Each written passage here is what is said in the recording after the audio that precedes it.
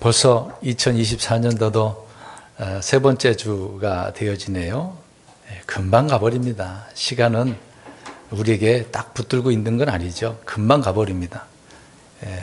시간아 나 따라와라 그런 게 아니라 우리가 시간을 지금 따라가는 것 같아요. 세월이 금방 간다는 것을 기억을 하고 순간순간마다 항상 주님을 뜨겁게 살아가는 저 여러분들이 되었으면 좋겠습니다. 로마서 8장 28절에서 30절 말씀을 오늘 우리가 살펴보려고 합니다. 그래서 이것에 따라서 제목을 이렇게 정해놨습니다. 주부에 기록된 대로 보시면 목적이 올바르고 분명해야 된다라는 제목을 삼아서 오늘 이 말씀을 드리고자 합니다. 항상 기초가 중요한 것 같아요. 하나님께서도 말씀으로 하늘과 땅을 창조하셨지만 모든 것을 만드셨지만 그냥 그렇게 만들지는 않으셨거든요. 하나님의 그 계획이 분명하지 않겠습니까? 목적이 있기 때문에 창조를 하시는 거잖아요.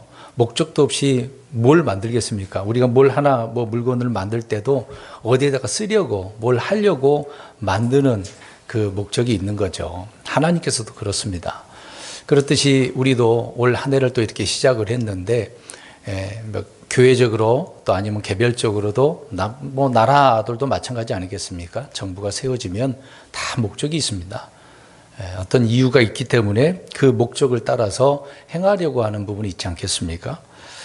그래서 해마다 무엇을 시작할 때 처음에는 사람이 이렇게 목적을 세웁니다. 그래서 목적을 세워서 달려가잖아요. 우리도 지금 2024년을 한 해가 정해져 있으니까 근데 하나님께서 보실 때는 아무것도 아니지만 우리 인간의 입장에서는 정해져 있지 않습니까? 그래서 우리는 이런 한 해를 목적을 세워서 달려나갑니다. 그래서 표도 세워두었고요. 나름대로 나는 올 한 해를 이렇게 살겠다. 다 계획이 있는 줄 압니다. 그렇지만 일단 목적이 분명하게 세워지게 되어지면 내가 목적을 이끄는 게 아니라 목적이 나를 어떻게 합니까? 그래서 예전에 그 책이 좀 잘못된 책인데 목적이 이끄는 사람. 내가 목적을 이끌어야 되니 그러지 못하고 목적이 나를 이끌고 가는 이제 그런 상태에 빠진 부분이 있겠죠. 그래서 자신이 세운 목적과 계획에 있어서 인생이 아예 그냥 거기에 얹혀서 달려나가는 모습을 보게 되어집니다. 이런 때는 이제 우리가 가다가 보면은 이거 계획을 수정해야 되겠네. 이거 바꿔야 되겠네. 이제 그렇게 생각이 들 때가 있습니다. 뭔가 발견할 때가 있겠죠. 잘못된 부분을요. 근데 잘못되었다는 것을 도중에 안다 하더라도 이게 쉽게 바꾸기는 어렵습니다. 아예 처음서부터 그것을 분명하게 세웠다라고 한다면 별 그게 문제가 되지는 않아요. 근데 하다 보니까 잘못된 부분이 드러나잖아요. 근데 우리 하나님은 잘못된 부분이 있을까요? 없을까요? 왜? 하나님의 목적과 계획은 어떠니까? 분명하니까, 틀림이 없으니까. 근데 사람은 항상 문제가 있어요. 오류가 있어요. 근데 그러면 잘못된 것이 있다 하더라도 고쳐버리면 되잖아요. 근데 어떻게 되겠습니까? 고치기가 쉽나요? 이게 어렵습니다. 한번 진행된 그런 가운데서는 어려워요. 흔히 우리가 이제 활을 당기잖아요. 시를 당겨서 활을 쏘면 그 화살이 어떻습니까? 되돌릴 수 있나요? 이미 시를 떠나면은 그 화살을 잡을 수가 없는 거죠. 그런 것처럼 사람은 진행 중인 어떤 목적과 계획을 바꾸기가 쉽지가 않다, 어렵다라고 하는 부분입니다. 그래서 시작할 때 원리, 원칙, 기준이 참으로 중요하다라는 것을 생각하게 되어집니다. 올 한 해도 우리가 그런 기준이 바르게 세워졌다고 한다면 바르게 가야 돼요. 물론 도중에 이거 수정해야 된다 그러면 빨리 고쳐야 돼요. 근데 안 된다라고 하는 이 부분을 우리 오늘 말씀 속에서 내가 왜 안 되는가 그걸 생각을 하고 만약에 그런 문제가 발견된다라고 한다면 빨리 수정하는 게 내게 더 이득이 되겠다라고 하는 부분을 우리가 생각해 보고자 하는 것입니다. 아무튼 사람의 계획과 목적은 하나님의 뜻과 일치할 때만 가치가 있는 거죠. 쓸모 있는 것 아니겠습니까? 특히 우리는 그렇죠. 세상이 어떻게 흘러가든 우리는 할 수도 없습니다. 아무리 뭐라 그래도 세상은 듣지 않으니까요. 그러나 우리는 하나님의 자녀고 하나님의 뜻과 계획이 이미 정해져 있기 때문에 그 뜻에 따라 하나님의 뜻에 내가 일치해야 되잖아요. 하나님이 내 뜻에 일치해야 됩니까? 아니죠. 우리는 주님의 뜻이 정해져 있기 때문에 내가 어떤 계획과 어떤 뜻을 목적이 있다 하더라도 그건 내려놓고 만약에 그 계획이 주님의 뜻과 일치한다면 다행이죠. 감사할 일이죠. 근데 주님의 뜻과 내 뜻이 다르면은 누가 문제이겠습니까? 내가 문제이죠. 주님은 전혀 문제가 없으시죠. 내가 문제죠. 그래서 잠언서 16장 9절에 이렇게 말합니다. 사람의 마음이 그의 길을 계획하지만 주께서 그의 걸음을 인도하시느니라. 우리가 아무리 계획을 세우더라도 주님이 인도 안 하면 안 되는 거죠. 주님이 인도해 주셔야 됩니다. 주님의 뜻과 목적과 거기에 일치돼야만 하나님께서 기뻐하시고 그 길을 인도해 주시지, 하나님 자신은 내 뜻과 다른데 어떻게 내 뜻과 다른데 같이 갈 수가 있겠습니까? 그래서 사람의 마음에 많은 계획이 있을지라도 주님의 뜻만 선다라고 분명히 말씀을 하고 있습니다. 그래서 이런 이유로 보면은 우리가 자신이 계획을 세우고 여러 가지 설계도 하지 않겠습니까? 근데 감히 그렇게 할 수는 없을 것 같아요. 우리가 말씀을 통해서 우리 주님이 이런 분이라고 한다면 하나님 내 뜻은 이러니까 이렇게 해주세요, 그렇게 말할 수 없을 것 같습니다. 그래서 아무리 계획을 거창하게 잘 세워둔다 하더라도 주님의 뜻에 일치하지 않으면 이루어지지 않는다. 그럼 이걸 생각해 보면 어때요? 우리가 많은 부분에 있어서 기도도 합니다. 어떻게 해달라고 하는 거죠? 내 뜻대로 이루어달라고. 금방 말씀대로 생각한다면 주님의 뜻과 맞지도 않는 기도를 하게 되어지면 하나님께서 어떻게 하시겠습니까? 저와 여러분들이 예를 들어서 만일 하나님이라고 한다면 내 뜻과 맞지도 않는데 자꾸 이렇게 해달라고 하면은 어떻게 하시겠냐고요? 들어주시겠습니까? 들어줄 사람이 어디 있겠어요? 그런 분들은 아니겠죠. 이런 면에서 우리는 내일도 알 수 없습니다. 그래서 야고보서 4장 14절에 이렇게 말씀합니다. 내일 일을 너희가 알지 못하는도다. 너희 생명이 무엇이냐? 잠시 나타났다가 사라져버리는 수증기니라. 사실 금방 사라져버리지 않겠습니까? 아무리 오래 살아도 100년인데 금방 사라져버릴 인생 아닙니까? 하나님은 그러나 영원하신 분이시잖아요. 하나님은 없어질 그런 분은 아니지 않습니까? 그렇다면 내일을 알 수 없는 우리는 인생의 목표와 계획을 어떻게 세워야 되는지, 또 어떻게 기도를 해서 그 기도가 응답이 되어야 되는지를 깊이 생각을 해야 되는 문제가 되겠죠. 그래서 우리는 먼저 내 뜻과 계획을 거창하게 세워서 이게 옳으니까 이렇게 될 거다라고 생각하기보다는 먼저 하나님의 목표와 계획을 알아야 돼요, 몰라야 돼요? 알아야 되죠. 깨달아야 된다는 겁니다. 그래서 하나님은 자신의 계획을 어디에다가 탁 펼쳐 놓으셨어요? 성경에다가, 기록된 말씀에다가 나는 이런 계획이 있어. 난 이런 자인데 난 이런 계획을 가지고 내 계획을 이루고 갈 거야. 그렇게 할 거야. 그래서 지금 6,000년 역사가 아닙니까? 이 세상의 역사가요. 그 기간 동안에 하나님은 오랜 기간 동안에 자신의 계획을 이루어가고 계셨던 것이죠. 이루시고. 근데 우리는 어떻습니까? 우리의 계획이 지금 2024년 한 해만 1년 갖고 이게 될 거냐 안 될 거냐 그렇지만 하나님의 계획은 짧아요, 길어요? 굉장히 긴 계획을 갖고 계셔요. 근데 그런 긴 계획이지만 옳고 분명하다 보니 조금도 오류가 없는 거죠. 아무리 마귀가 방해를 하더라도 하나님은 해결책을 다 가지고 계시기 때문에 어느 누가 방해를 하더라도 자신의 뜻을 이루신다라고 말씀을 하고 있지 않습니까? 그래서 하나님의 뜻과 계획은 영원하다라고 말씀을 합니다. 그래서 시편 33편 11절을 보니까 주의 계획은 영원히 서고 그분의 마음의 생각들은 모든 세대에 이르리로다라고 말씀을 하고 있습니다. 또 이사야 46장 10절을 보니까 내가 처음부터 결말을 밝히 알리며 아직 이루어지지 아니한 일들을 옛적부터 밝히 알리고 이르기를 나의 계획이 설 것이니 내가 나의 기뻐하는 일을 모두 이루리라 하였나니, 그렇게 말씀합니다. 그러니까 하나님은 옛적부터 하나님의 계획을 어떻게 하셨대요? 다 알려주셨어요. 대언자를 통해서. 그래서 말만 전하면 끝나버리니까 성경에다가 기록을 해놨잖아요. 옛날에는 두루마리에 다 기록을 해가지고 그것도 필사를 하고 하나님께서 이렇게 계획해서 이루신데, 그러니까 계속 이스라엘 백성들은 자녀들에게 가르치고 또 이것을 보여주고 또 여러 가지 삶 속에서 하나님의 기적이 드러나는 부분도 있었지 않겠습니까? 오늘날 성경은 이렇게 완성되어져서 우리에게 주어졌는데 마지막까지, 앞으로 종말까지 하나님은 다 열어서 계시해 주시지 않았습니까? 묵시가 아니라 계시잖아요. 열어서 보여주셨으니 그 뜻을 알고 우리가 주님의 뜻에 맞춰서 살아가야 되는 거겠죠.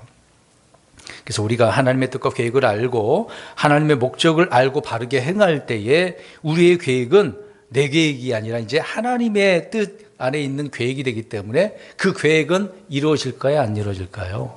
이루어지는 거죠. 내 계획은 안 이루어질 수도 있지만 물론 이루어질 수도 있겠죠. 근데 안 이루어지는 것들이 태반이죠. 근데 주님의 계획은 다 이루어지니까요.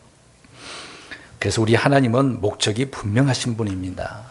그 목적을 그래서 분명하기 때문에 어느 때가 되면 반드시 이루신다라고 말씀을 합니다. 그 내용이 전도서 3장 1절에 나오죠. 하늘 아래의 모든 일에는 시기가 있고 모든 목적한 때에는 것에는 때가 있도다라고 말씀을 하고 있습니다. 시기와 때, 시와 때가 있다라고 분명히 이야기하죠. 근데 그걸 하나님은 기다리고 계시는 거예요. 이때 되면 딱 이루어진다라고 설계한 대로 되어지는 거죠. 근데 우리는 그것을 잘 몰라. 그러니까 결과적으로 보면 그랬구나라는 것을 알 수가 있어요. 그러니까 하나님의 말씀을 믿으면 그때를 바라보며 눈치를 챌 거 아닙니까? 아니까. 우리가 흔히 이제 길을 가다 보면 똥이 있으면 어떻게 합니까? 그렇게 잘 알고 계시네요. 그러니까 알면 어떻게 되는 거죠? 나쁜 것이 있으면은 피해가는 거죠. 모르면 그냥 지나가는 거지 아닙니까? 모르고 거기다가 사냥꾼의 올무에 내가 빠져서 잡혀 들어갈 수가 있는 것이고 아니면 구렁텅이에 빠질 수 있는 것이고 그래서 알아야 되는 거죠. 알아야 됩니다. 그래서 우리는 주님께서도 그 때와 시기가 있기 때문에 기다리시는 것처럼 저와 여러분들도 인내로 오래 참음으로 기다릴 뿐인 것이죠.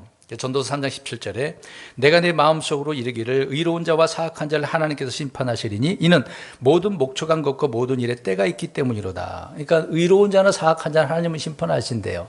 의로운 자는 행위의 문제가 되겠고 악한 자는 죄의 문제가 되겠죠. 하나님은 어느 누구에게도 심판하신다고 그랬으니까. 근데 그 심판의 때가 분명히 있다라고 이야기하잖아요. 그럼 얼마나 두렵습니까? 하나님은 누구든지 다 심판하시는 분이구나. 언젠가는 그렇게 하신다고 그랬으니까 알면 어떻게 하겠어요? 그 심판이 두려워서. 그렇죠. 그 심판에 혼나지 않으려면은, 책망받지 않으려면은 더 조심하고 주의하고 하나님께서 기뻐하시는 그 말씀대로 살아가야 된다라고 다짐하고 또 그렇게 살겠죠. 그래서 우리는 이런 부분에 있어서 늘 기도하고 소망 가운데 인내하면서 하나님께서 주실 우리에게 이제 은혜와 복이 있잖아요. 그것도 누리고 또 기다리고 있는 것이죠. 또 날마다 또 하나님 변화시켜 주십시오. 부흥케 해 주십시오. 또 부흥 그러면 물질적으로만 생각하지 마세요. 영적인 부흥도 있으니까. 모든 면에서 부흥, 다시 일어나서 흥하는 것을 이야기하는 거잖아요. 다 폭삭 망했는데 다시 일어서는 거 회복 그렇게 표현하잖아요. 우리는 다시 흥하는, 부흥하는 주님을 통해서 이런 삶을 누리기 위해 늘 기다리면서 또 그렇게 되고 누리고 살아가는 것 아니겠습니까?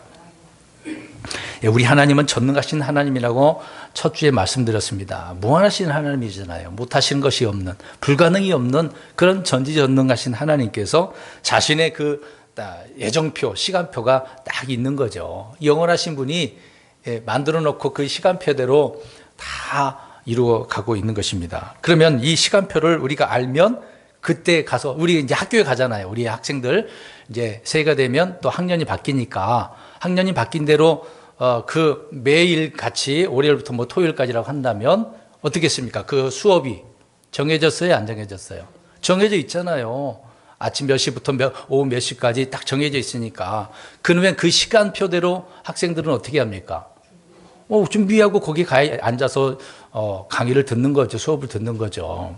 그러니까 성경에 기록된 말씀을 통해서 하나님의 시간표가 이렇게 정해졌다라고 한다면 이거 얼마나 정확하겠어요. 다 아니까. 그때에 맞춰도 거기에 있으면 되는 거 아닙니까? 사실 이게 뭐 1급 정보라고 한번 생각을 해 보십시오. 다 알 수 없는 건데 알 수 있도록 하나님께서 보여줬으니까 그대로만 이 정보대로만 하면 우리가 부족한 것이 없지 않겠습니까? 그래서 하나님께서는 이런 정보들을 성경을 통해서 공개해 두셨고 또 성령님을 통해서 모르면 가르쳐 주시잖아요. 인도해 주시는 분 아닙니까? 우리를 진리 가운데로 인도해 주시고 또 깨닫게 해 주시는 거잖아요. 그냥 알도록 해 주는 것뿐만 아니라 밝히 알도록 깨닫게 해 주신다라고도 말씀을 하고 있습니다. 그래서 언제든지 누구든지 성경을 믿는 자들에게 또 읽는 자들에게는 밝히 알 수 있는 말씀들이 되어지는 거죠. 근데 믿지 않는 자들에게는 어떻겠습니까? 성경이 여전히 가려진 책이 되겠습니다마는 성령님은 믿는 자들에게는 지혜와 계시의 영을 주시고 지각의 눈까지 열어주셔서 밝게 알게 해주신다라고 말씀을 하고 있습니다. 우리는 많은 부분에 있어서 성경을 읽고 깨달아 알아야 되는 것이죠. 세상을 향한 주님의 계획을 알고 또 어떤 민족에 따라서 가정에 따라서 어떤 각 교회나 각 개개인을 향한 하나님의 계획과 목적에 대한 이런 계획표들을 분명히 이 정보들을 알고 살아가야 된다라고 하는 것입니다. 그래서 이런 것을 알고 살아간다면 정말 좋겠죠. 나를 향한 하나님의 계획과 목적을 알고 거기에 맞춰서 우리의 인생을 설계한다라고 한다면 우리의 인생은 달라질 수밖에 없습니다. 달라질 수밖에 없어요. 거기다가 주님의 뜻을 또 묻고 성령님의 인도를 받는다면 얼마나 완벽하겠습니까?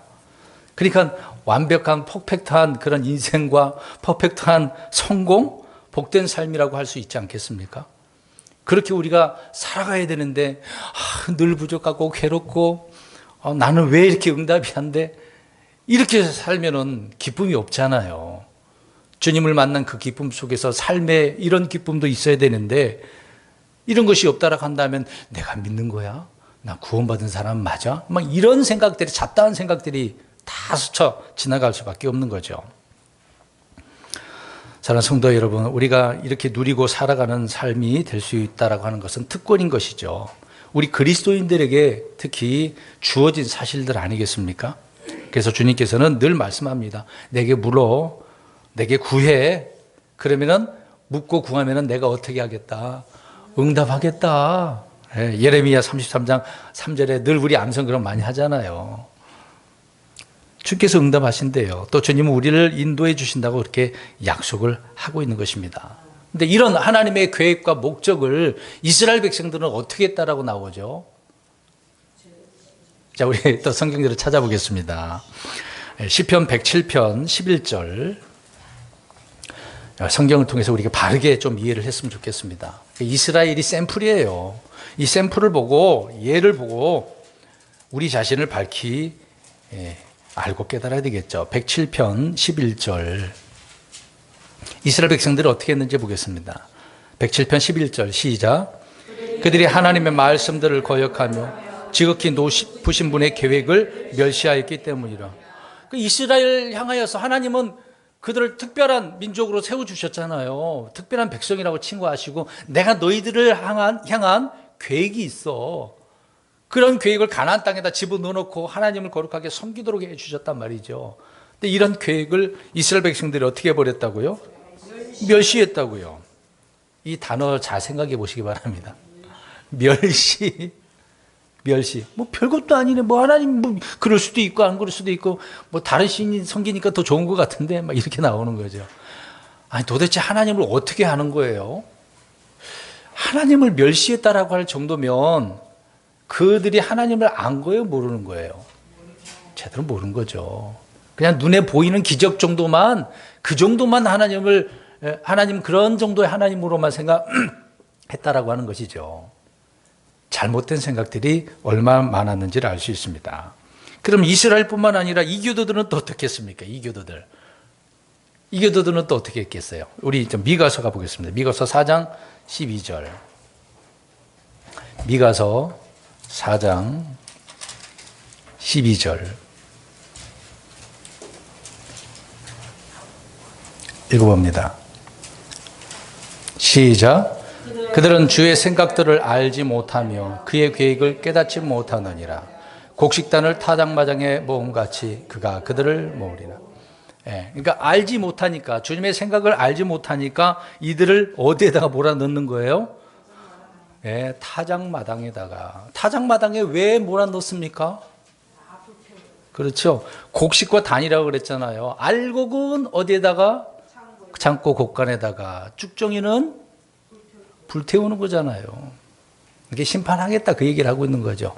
그러니까 주님을 멸시하고 또 알지 못하는 자들에게는 하나님이 이렇게 대하시겠다라고 말씀을 하고 있는 거예요. 하나님의 계획과 목적을 분명히 안다라고 한다면 이렇게 나오겠느냐 이 말이죠. 올 한 해 동안에 우리가 내 뜻과 계획대로 해달라고 하지 말고 주님의 뜻에 맞춰서 내가 그렇게 계획을 세우고 이룬다고 한다면 정말 좋은 건데 금상첨화잖아요. 근데 그렇지 못한다라고 할 때 오늘 이스라엘 백성들처럼 이교도들처럼 하나님을 어떻게 대하는 거예요? 멸시하고 알지 못한 거잖아요. 바리새인들과 사두개인들도 볼까요? 우리 그 부분을 좀 보겠습니다. 누가복음 7장 30절 보겠습니다. 누가복음 7장 30절. 이런 사람들이 굉장히 많아요. 하나님은 알려주는데도 불구하고 안 받아들이죠. 누가복음 7장 30절 시작. 바리새인들과 율법사들은 그에게서 침례를 받지 아니하였으므로 자기들을 향한 하나님의 계획을 거절하더라. 아멘. 침례 요한을 통해서 침례 받으라고 하나님은 다 계획을 해 놓으셨잖아요. 근데 바리새인들과 율법사들은 침례를 받지 아니했다라고 하는 것은 뒤에 써 있잖아요. 하나님의 계획을 거절한 거야. 내가 너희들을 향하여서 이런 계획을 갖고 침례 받아야 돼 라고는 계획이 있었다는 얘기잖아요. 근데 이런 계획까지라도 이들은 거절했다. 그냥 멸시하고 알지 못했고 심지어 거절했어. 자, 거절했다라는 것을 일단 들었어요, 안 들었어요? 들은 거잖아요. 들은 거잖아요. 침례 요한이 예언단 자잖아요. 그래서 사람들이 다 침례 요한을 대언자로 알고 있는 사실 아닙니까? 심지어 헤롯 왕도 알고 있었는데요. 많은 사람들이 알았어요. 그러면 하나님이 보내신 자를 통해서 하나님의 계획을 이루시겠다라고 하는데 오늘 바리새인들과 율법사들은 거절했습니다. 혹시 우리 성도님들 그렇지 않나요?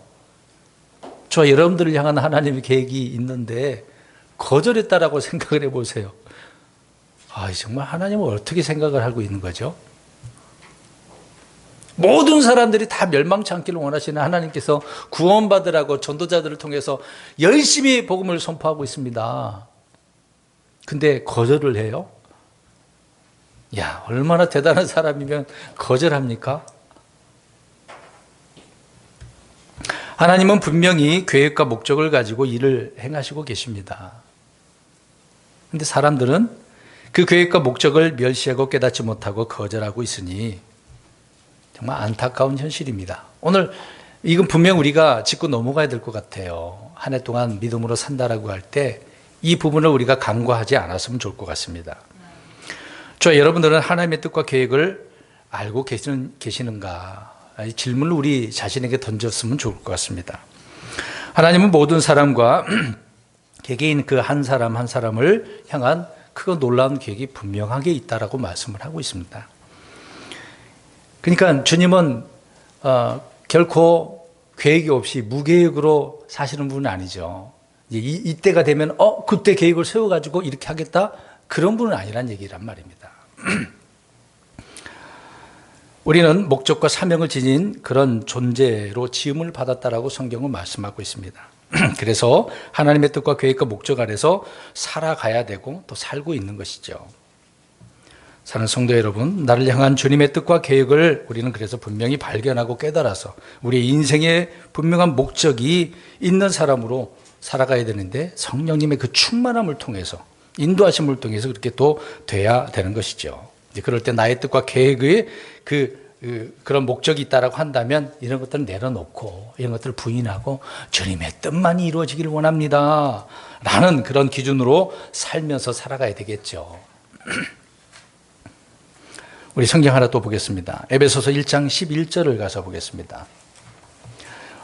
우리는 모두 주님 안에서 주님의 계획과 목적 안에 있다라고 이야기하고 있죠. 에베소서 1장 11절 말씀입니다. 1장 11절 시작. 모든 것을 자신이 뜻하신 계획대로 이루시는 분의 목적에 따라 우리가 예정되어 또한 그리스도 안에서 상속력을 얻었으니. 우리가 예정되어졌대요. 뭐에 따라서? 자신의 계획대로, 목적대로. 누구나 예수 그리스도를 믿으면 구원받는 자가 돼요. 하나님의 자녀가 돼요. 예정되어졌는데 그 뒤에 또 있잖아요. 또 하나 또 있어요. 그리스도 안에서 뭘 받게 하려고? 상속력. 하나님의 계획은 특히 이제 그리스도인들을 지금 이야기하고 있는 거잖아요. 이 은혜 시대 때에 교회에도 믿는 사람들에게도 이런 계획이 있다라고 말씀을 하고 있습니다. 그러면 이제 또 이 말씀 그대로 생각해 보겠어요. 상속 유업을 받기로 이렇게 정해져 있으니까 어떻게 해야 돼? 그걸 받으려면.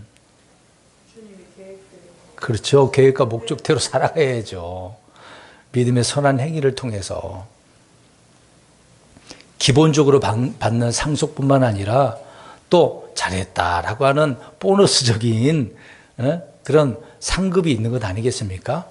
상속과 상급을 우리가 바르게 이해를 했으면 좋을 것 같습니다. 그래서 우리 개개인을 향한 하나님의 목적은 우리를 그리스도의 형상을 또 받게 한다라고 말씀을 하고 있습니다. 오늘 말씀을 이제 가서 보십시오. 그래서 하나님께서 우리를 택하시고 또 예정하신 그 영역이 바로 하나님의 아들 되신 그 모습을 아들의 형상과 같은 모습이 되게 한다라고 오늘 본문 가서 보겠습니다. 29절 오늘 본문 다시 읽겠습니다. 29절만 있습니다. 시작. 하나님께서 자신이 미리 하신 자들을 또한 예정하사 자신의 아들의 형상과 같은 모습이 되게 하셨나니 이것은 그분이 많은 형제들 가운데 처음 난 자가 되게 하려 하심이니라. 아멘.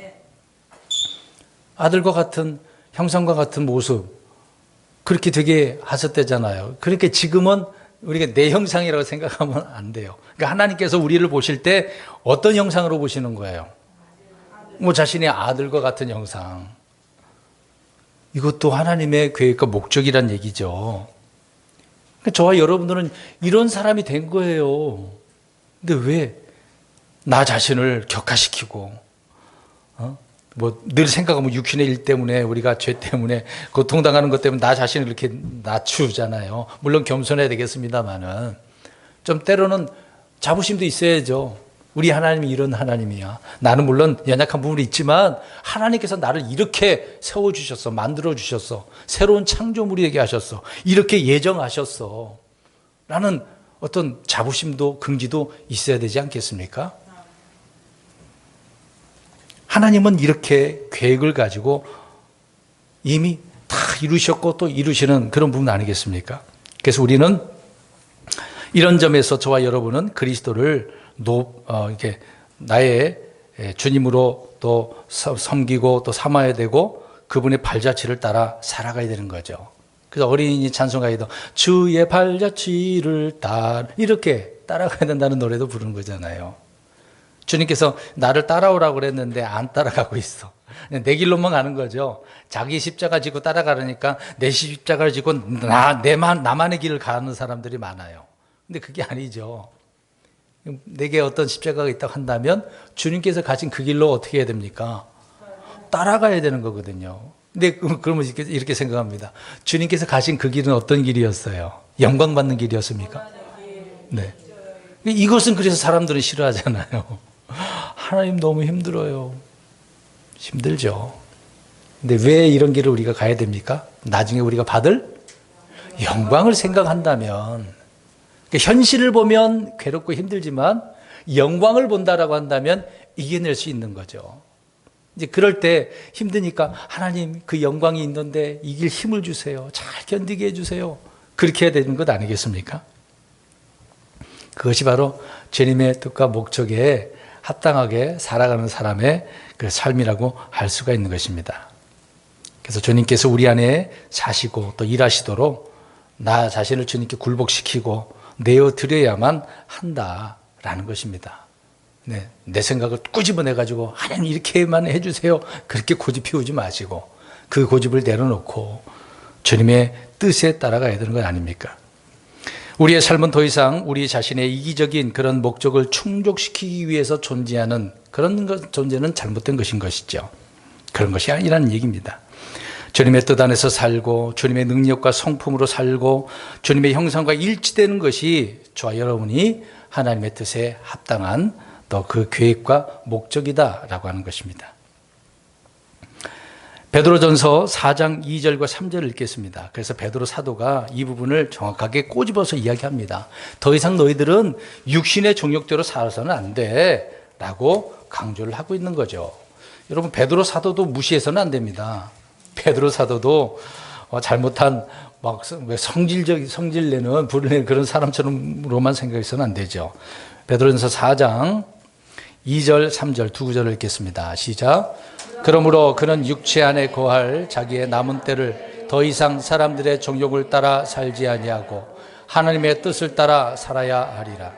이는 우리가 sek욕과 정욕과 과함과 환락과 연회와 가증한 우상 숭배 속에서 걸어 이방인들의 뜻을 이룬 것이 우리의 삶의 지나간 때로 우리에게 족하기 때문이라.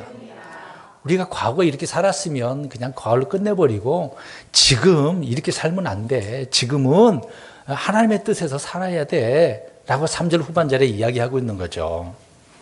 베드로 사도는 이런 부분에 있어서 분명하게 깨닫고 우리에게 말씀을 하고 있는 겁니다. 이런 말씀을 했을 때 그 당시 때를 한번 생각해 보세요. 그때는 얼마나 많은 사람들이 주님을 영접하고 믿는 그런 때였습니까? 막 기적이 일어나고 그러니까 수가 많아지고 막 그랬어요. 믿음의 수가 더해졌다고 했잖아요. 3,000명, 4,000명, 5,000명 막 늘어났단 말입니다. 근데 삶을 보니 여전히 과거에처럼 어떻게 살고 있는 거예요. 4절 말씀처럼. 그렇죠. 참 잘못된 삶을 3절에 기록하고 있는 거죠. 그렇게 사는 거죠.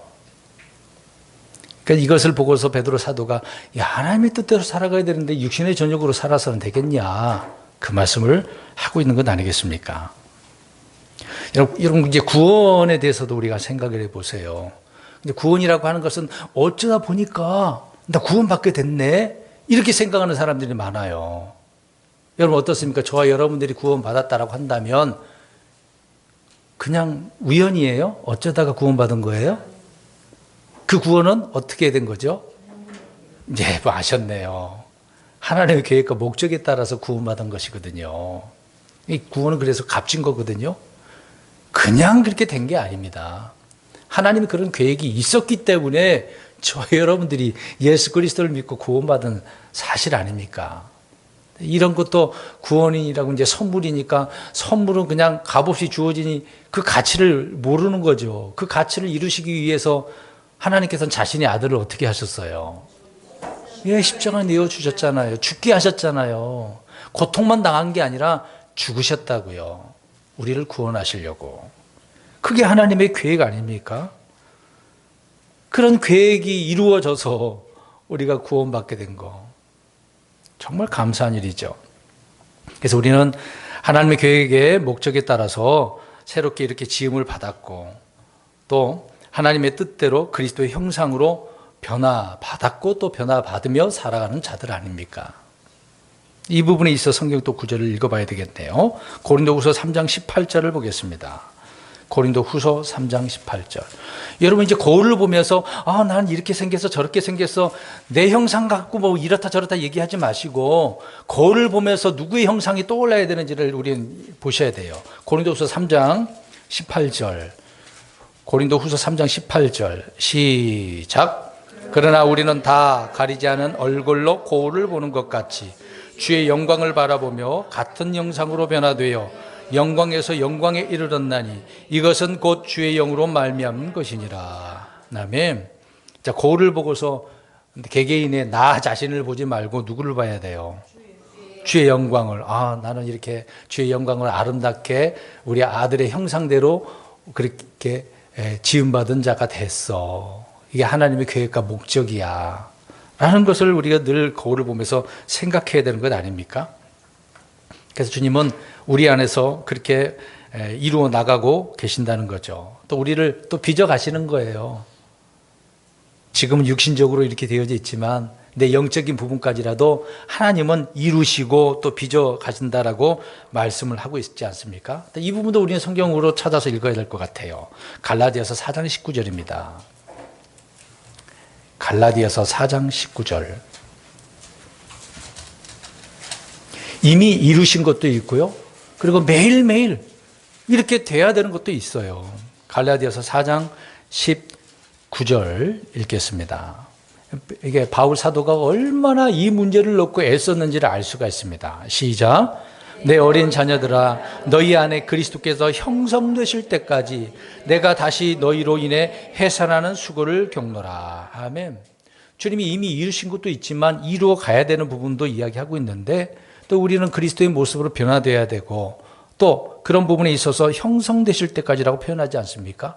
그러니까 성도들이 그렇게 되기를, 특히 갈라디아 성도들에게 이야기하고 있는 거잖아요. 그럼 그들이 그렇게 되기를 바울 사도가 어떻게 했다는 얘기예요?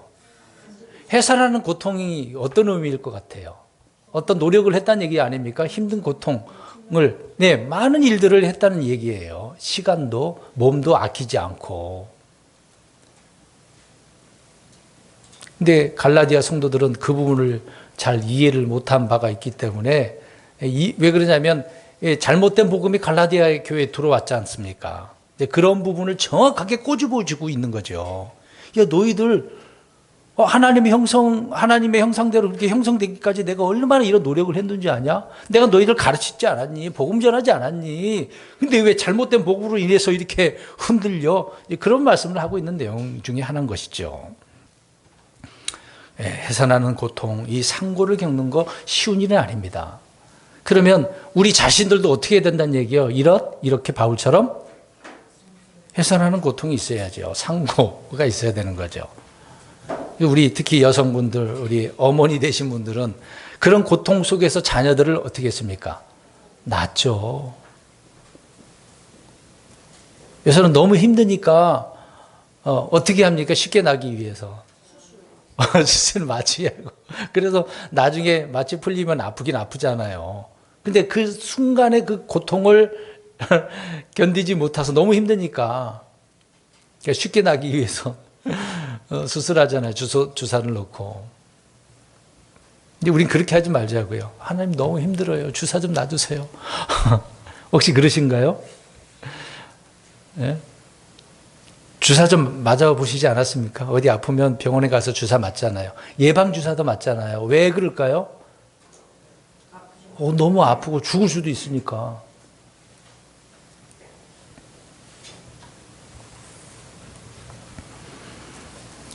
우리를 향한 하나님의 목적이 바르게 성취되기 위해서 이런 애산의 고통도 필요하다라고 말씀을 하고 있습니다. 그래야 올 한 해도 우리가 주어진 목적대로 살아갈 때 그리스도의 그 부유하심이 얼마나 놀라운지를 경험하지 않겠습니까? 우리 개별적으로도 그렇다고 한다면, 물론 이제 같은 중복적인 부분이 되겠습니다만은 교회 역시도 마찬가지다라고 하는 겁니다. 또 이 부분을 또 성경 또 읽어보겠습니다. 에베소서 3장 10절 가서 보겠습니다. 에베소서 3장 10절 11절. 교회를 하나님께서 어떻게 사용하신지를 보시기 바랍니다. 3장 10절 11절. 첫 주에 또 말씀드렸던 부분이긴 합니다만은 읽어봅니다. 시작. 이것은 그분께서 이제 교회를 서행하사 하늘의 초소들에 있는 권력들과 권능들에게 하나님의 갖가지 지혜를 알게 하려 하심인데, 그것은 하나님께서 그리스도 예수 우리 주 안에서 작정하신 영원한 목적에 따른 것이니라. 자, 보세요. 교회를 사용하시는데 이게 뭔가 하나님의 계획과 목적이 있었대요. 근데 누구에게 뭘 알게 해주신다고 그래요? 하늘의 초소들에 있는 권력들, 권능들, 어떤 영적인 자들이 있는 거죠. 하나님이 사람만 만들어 놓은 게 아니잖아요. 보이지 않는 영적인 존재들이 있어요. 그들에게 하나님의 뭘 알게 하려고? 하나님의 갖가지 지혜. 자, 오늘 이제 이 표어대로 보면은 하나님의 지혜가 어떻다는 얘기죠? 아리일 수 없는 부요하심이잖아요. 엄청난 그 지혜를 저와 여러분들이 깨닫고 누구에게 이걸 알려줘야 된대요. 잘 보세요. 아니 10절에 써 있는데 읽었잖아요.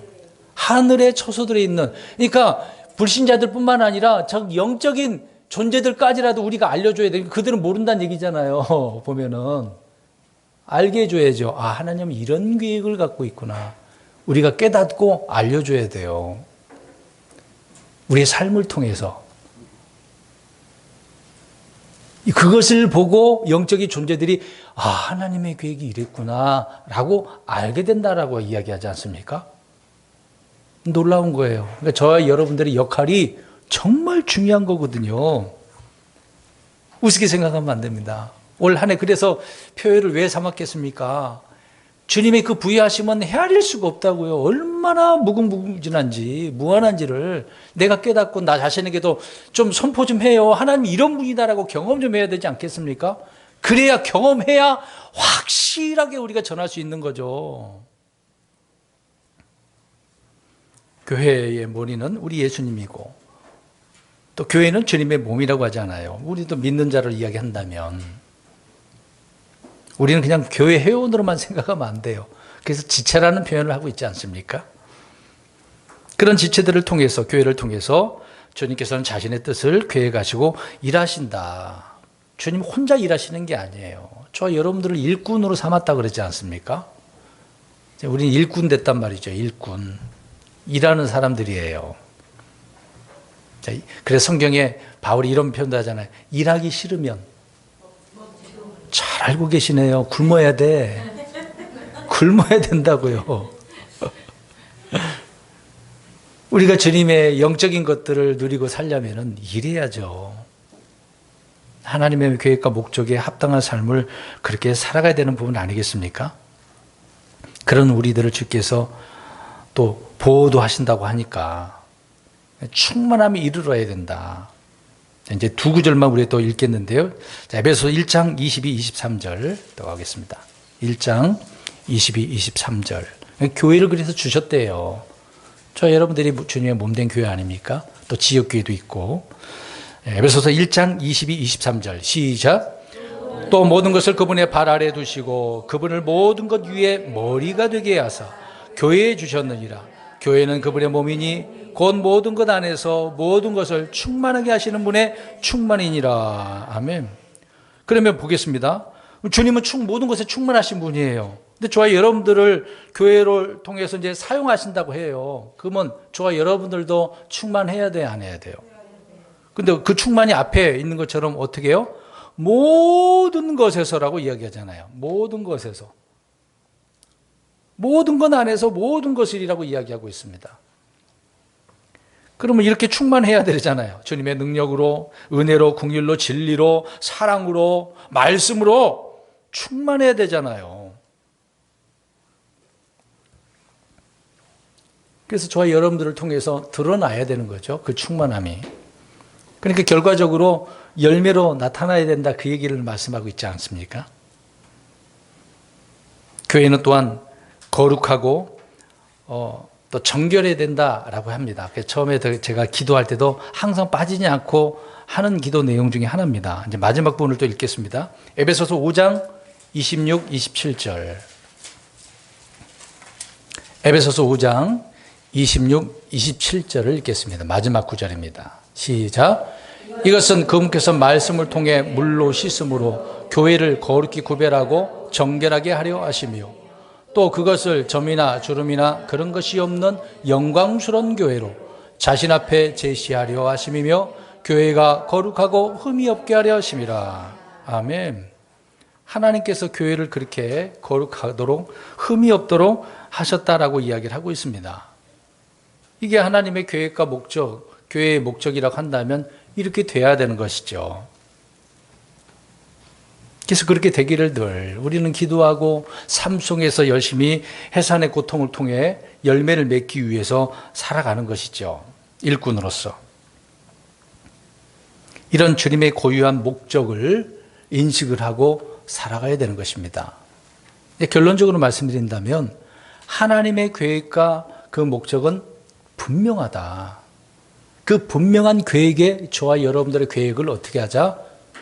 일치하도록 계획을 세우자라고 하는 것이죠.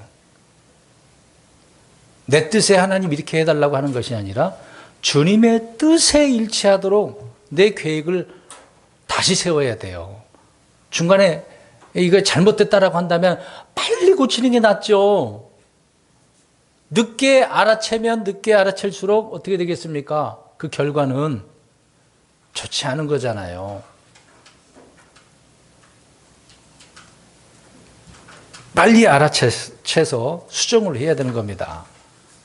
근데 이런 말들을 수정해야 된다고 고쳐야 된다고 성령님은 우리는 진리 가운데 인도하기 위해서 생각나게 해주셔요. 깨닫게 해주셔요. 그랬는데도 아까 아침에 얘기한 것처럼 하나님의 계획을 어떻게 했다고 그래서 이스라엘 백성들이 멸시하고 이교도들은 알지 못했고 바리새인과 율법사들은 거절해버려. 그러면 안 되는 거죠. 하나님은 안 기뻐하십니다. 우리는 잘못할 수 있어요. 가다가 잘못된 갈 수도 있어요. 그러나 하나님의 목적 계획이 분명하다는 것을 누군가 알려준다면, 깨닫게 되어진다면 늘 수정을 하고 빨리 돌아서서 주님의 뜻에 일치하는 삶을 살아가야 되는 것입니다. 그것이 헤아릴 수 없는 그리스도의 부유함을 선포하는 데 아주 중요한 것이 되겠죠. 이런 복된 삶을 해나가는, 또 해나가서 이루어내는 저와 여러분들 되시기를 주의 이름으로 축원드립니다.